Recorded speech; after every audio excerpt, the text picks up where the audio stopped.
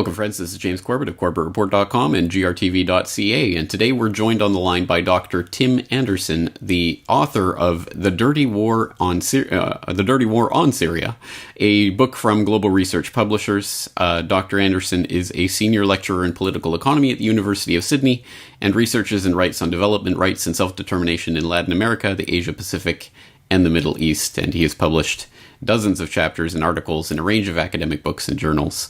So, Dr. Anderson, thank you very much for joining us on the program today. Thanks, James. Let's talk about this new book, The Dirty War on Syria. What was your motivation in writing this book? Yeah, largely because of the huge disinformation campaign that I saw beginning back in 2011, and in particular the not credible explanations for how the violence erupted in Dara initially. And I started investigating that, and then I joined some Syrian Australians in their campaigns to defend Syria, and I more or less, it was a learning experience for me, and eventually that turned into the idea of the book. In your preface, you write that although every war makes ample use of lies and deception, the dirty war on Syria has relied on a level of mass disinformation not seen in living memory. Can you elaborate on that? What types of disinformation have been at play in the Syrian war?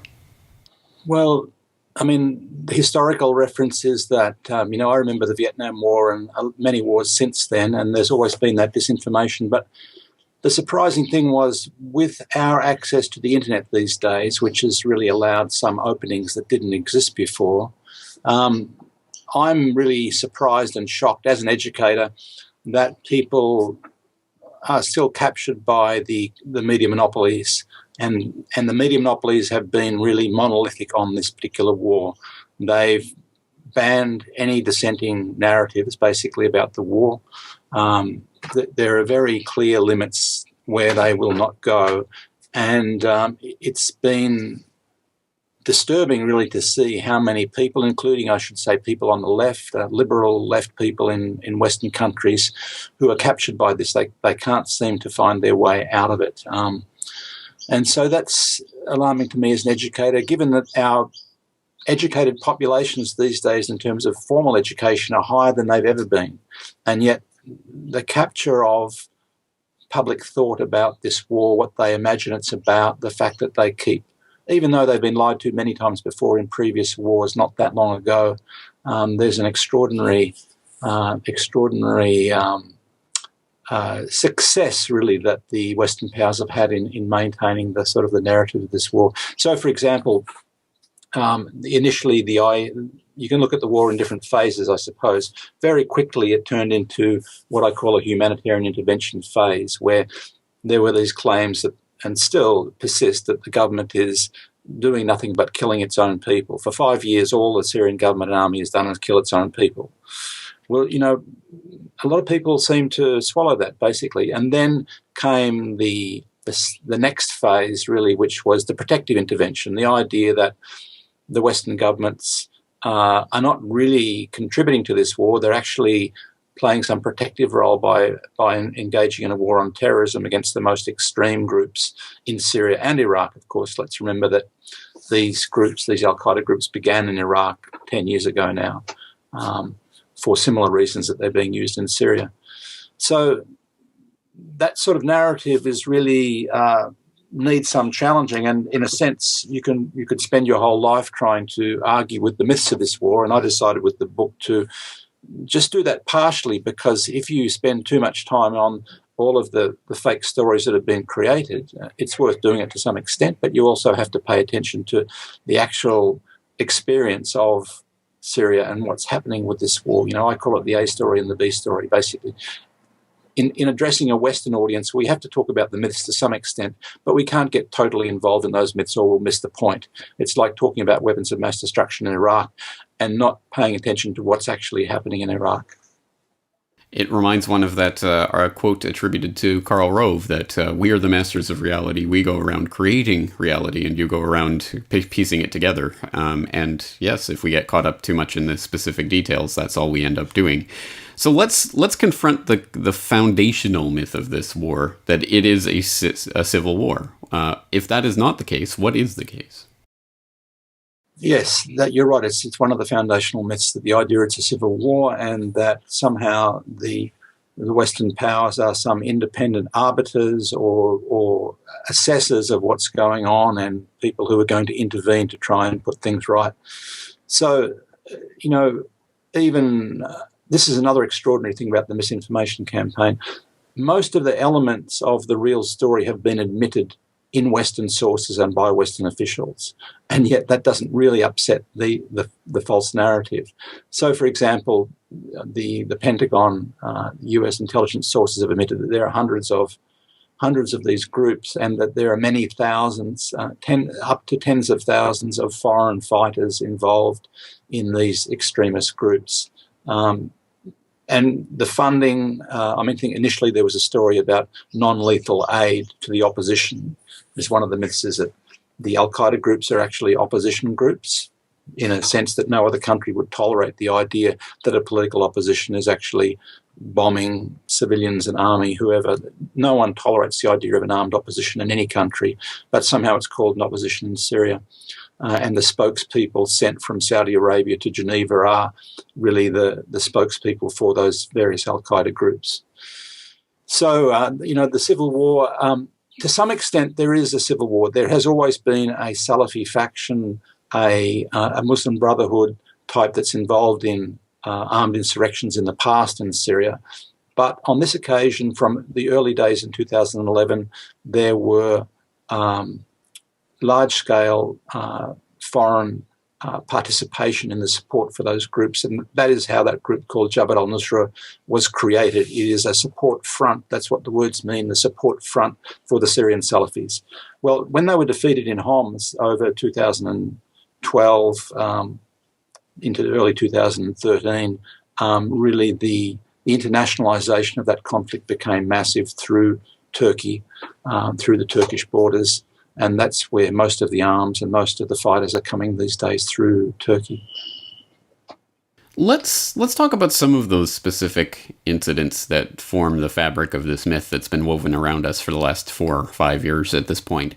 One of which, one that I'm sure everyone will be familiar with to some extent, certainly in my audience, will be the chemical weapons incident. But I want to talk more specifically about the Hula massacre, which came up in May of 2012, and it was the death of 108 people and non-fatal injuries to 300. A quite significant incident that was immediately trumpeted in the press as being done at the hands of pro-government militias. But the actual narrative of this is somewhat more complicated. Can you tell us a little bit about that incident? Yeah, in brief, because it's actually one of the detailed chapters of the book. That one and the chemical weapons incident, because they had such significance on an international scale in terms of they were attempts to incite greater levels of Western military intervention in Syria, and both of them failed. But the Hula massacre, for example, was in terms of its timing. You have to understand that after Dara, the Islamist groups went into the Hula region from Tripoli in Lebanon. This is at a time when Al Jazeera was covering up all of the foreign fighters coming out of Lebanon into that part of Syria.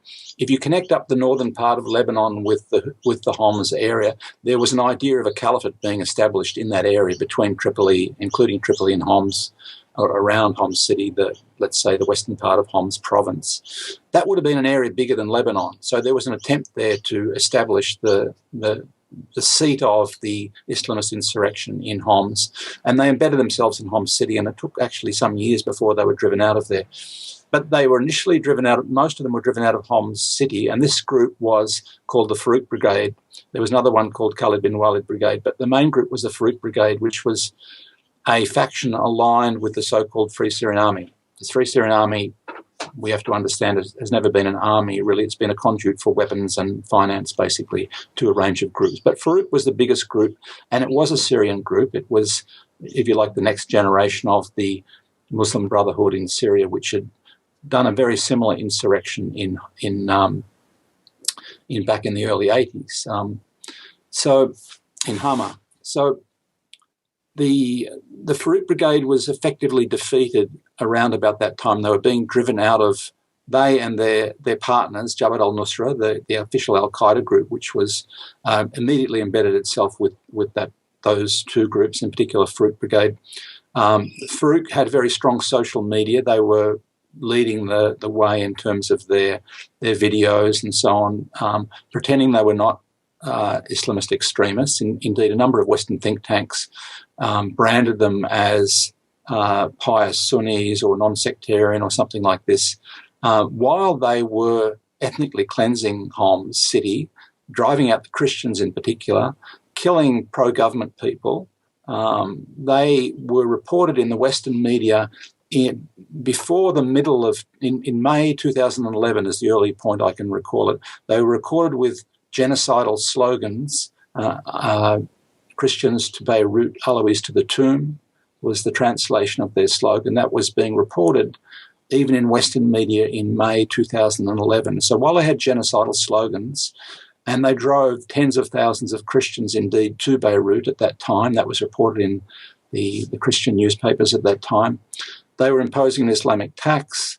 So they were driven out of Homs city by the Syrian army over the end of 2011, early 2012. And as they were leaving Homs city, they committed several massacres in villages around Homs city, one of which was Al-Hula, as you mentioned. Now, that one became important because it was a massacre of civilians just after the constitutional referendum and the congressional elections of early 2012. And they had indeed threatened to kill people who participated in those elections. Now, at that time, the United Nations still had a significant presence in Syria, and there was a UN committee which went to Hula under a Dutch general, Robert Mood, and they, at that time, the Hula area was occupied.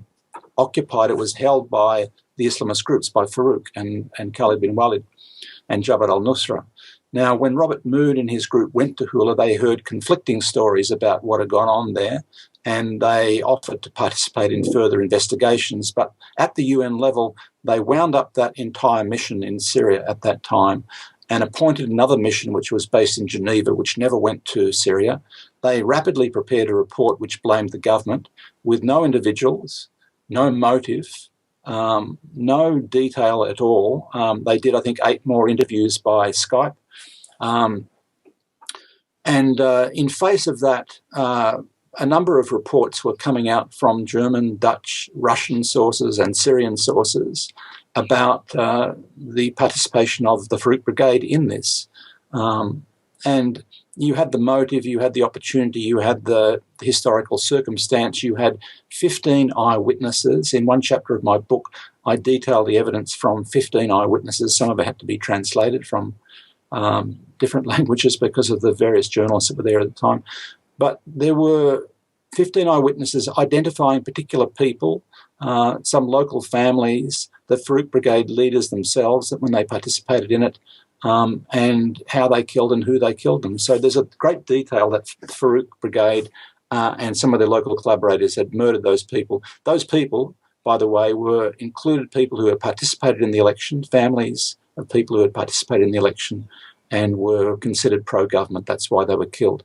But of course, you know, the so-called official truth, you know, about Hula from this second UN committee, co-chaired by a North American diplomat, was pretending to, you know, write the official truth outside Syria. But that collapsed largely because of the Russian and Chinese role in the Security Council. Well, you do an admirable job of summing up that incident, and as you say, there is much more detail in the chapter in the book itself. So I will direct people there for more information on that. Let's step back to the meta level here.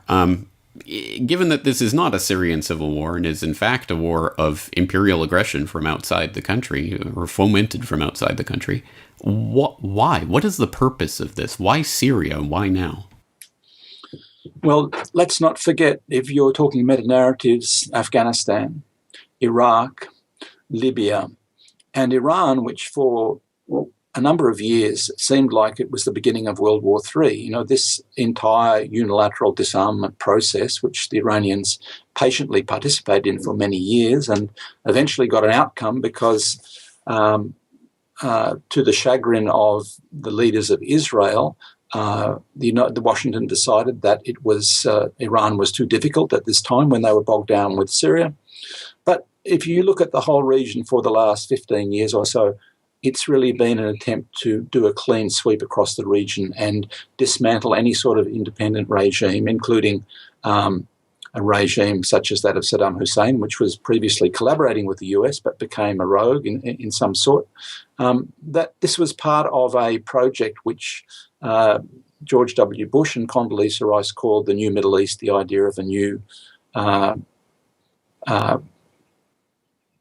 constellation of countries which were going to be much more US friendly. Let's say I'm leaving out the rhetoric of freedom and all the other sorts of things that are used typically. But in effect, they thought they'd succeeded in Afghanistan and Iraq. They did succeed in destroying Libya, and Syria was next on the list, effectively. Syria was and this has been spelt out very clearly and very openly by a number of US politicians. I saw just yesterday one of the candidates for the election back in 2012 spelling out exactly what it was, and that Syria was strategically located. It was a conduit between Iran and Hezbollah, which was considered a major threat to Syria. They were an important link in the chain in providing weapons to the Palestinian resistance. They were the only major ally of Iran in the region. Let's remember, Iran and Syria are the only two countries in the region without US military bases. So the Israelis in particular, they hid their involvement in the war against Syria because they're universally hated in the region, but in more recent times they've been more open about helping any particular group, whether it's Free Syrian Army or Jabhat al-Nusra or ISIS. They've specifically not denied involvement with any of those groups. They've said they're helping all of them to overthrow Syria. So Syria was the important link in the chain.